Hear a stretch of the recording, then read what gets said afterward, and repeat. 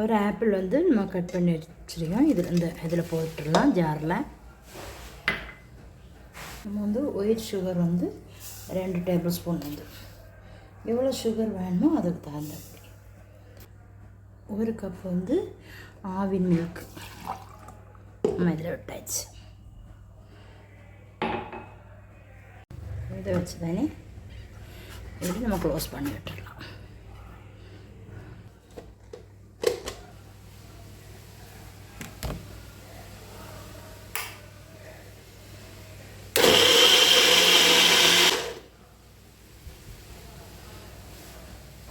நம்ம சுவிட்சு போட்டோன்னே ப்ரெஸ் பண்ணால்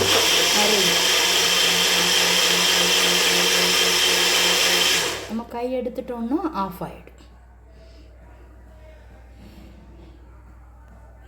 இதில் கீழே ஒரு பட்டன் இருக்கு பாருங்கள், இதை நம்ம போடுறதும் ஆஃப் பண்ணதும்.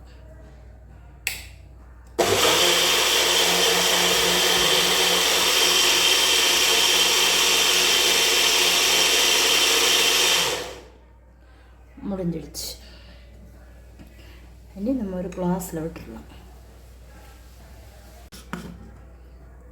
எவ்வளோ ஸ்மூத்தாட்டு அரைஞ்சிருக்கு.